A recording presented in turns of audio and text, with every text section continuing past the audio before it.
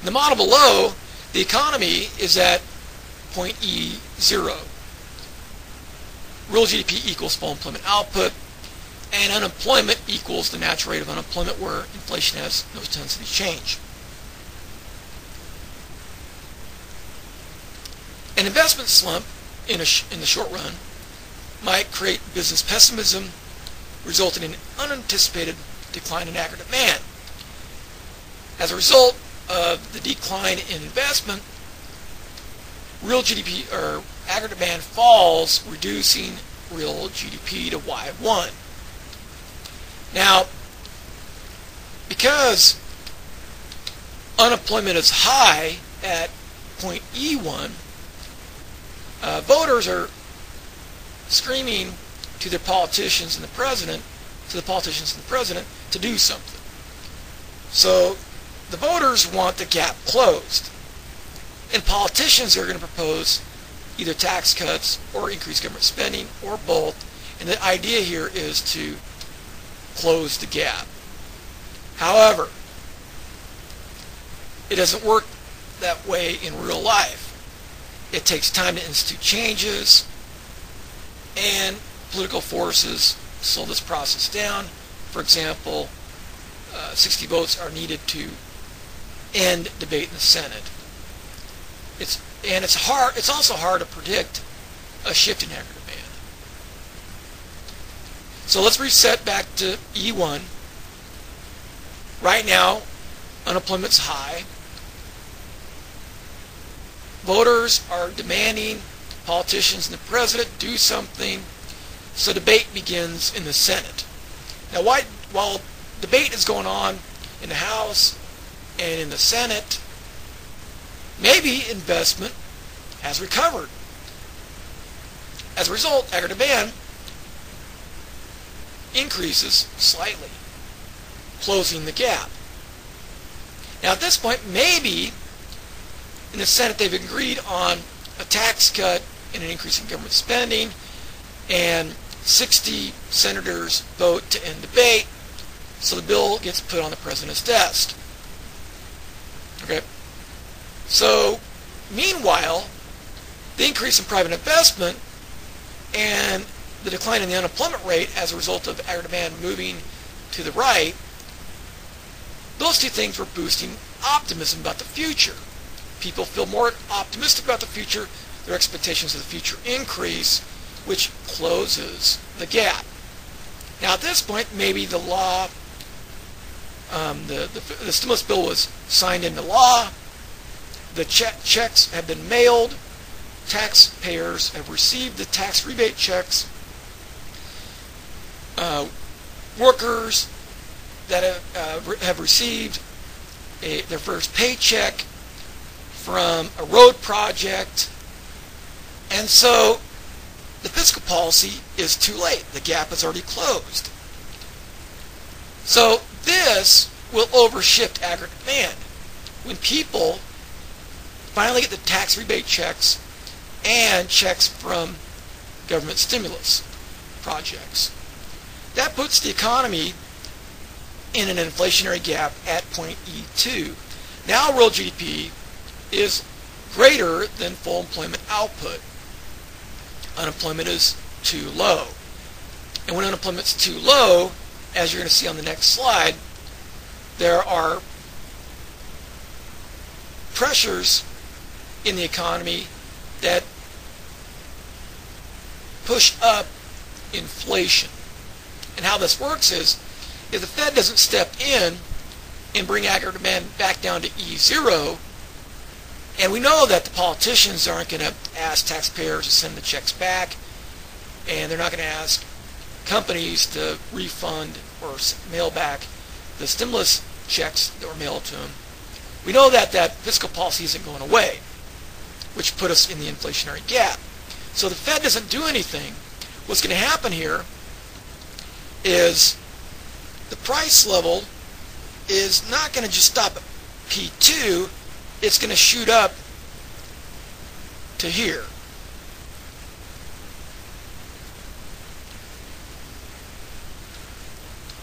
And the way this works is, because unemployment is so low, Workers are having to work overtime. Firms are looking for workers by offering better benefits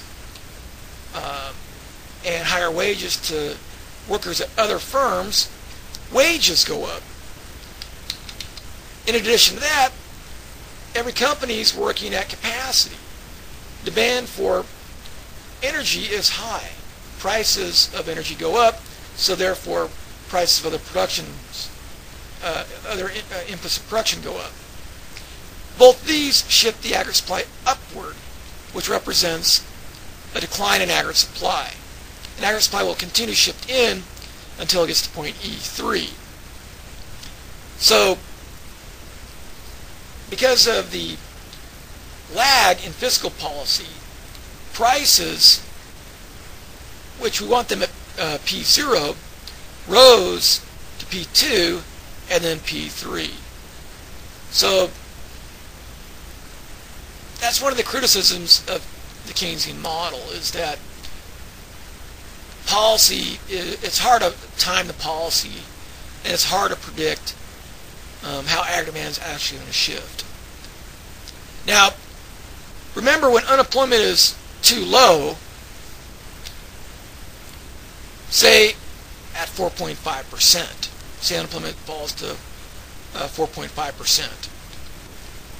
What happens is, according to this red line, which fits the scatter plot of the unemployment rate versus the change in inflation rate, the red line, according to the red line, if the unemployment rate is 4.5%, inflation is going to increase 1 percentage point every year that the unemployment rate remains at 4.5%.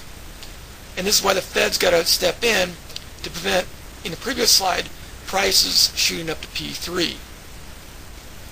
So say inflation is 2% and the unemployment rate remains at 4.5% for the year. By the end of the year, inflation is going to be 3. Now, if unemployment remains at 4.5% for the next year, inflation will jump up to 4. If unemployment remains at 4.5% for the next year, the inflation rate will jump up to 5. Because fiscal policy does not work instantaneously, and since dynamic forces are constantly influencing private demand, proper timing of fiscal policy is not an easy task. Further, political incentives also influence fiscal policy. Legislators are delighted to spend money on programs that directly benefit their own constituents, but are reluctant to raise taxes because they impose a visible cost on voters. Voters get what they are asking for. They're asking for senators and their representatives to lower government spending, but not in their own districts and states. And they don't want to pay for the higher cost of government with higher taxes. So we're essentially getting what we ask for. I argue, I believe politicians are half Keynesians. And why do I say that? Well, Keynesians on one side are proponents of budget deficits and recessionary gaps. But on the other, they're also proponents for budget surpluses in inflationary gaps. Now, in recessionary gaps, Democrats push for higher government spending to stimulate the economy. Republicans propose cuts in taxes to stimulate the economy. So both are Keynesians during recessions. Now, during inflationary gaps, when the economy is growing very robustly, Democrats are not going to vote to cut government spending. Likewise, Republicans are not going to vote to raise taxes. So neither are Keynesians during expansions. Hence, politicians generally are half Keynesians. There is political bias towards spending and budget deficits. Predictably, deficits will be far more common than surpluses. And I'm going to show that in the slides that follow. Incorrectly timed policy changes may themselves be a source of economic instability.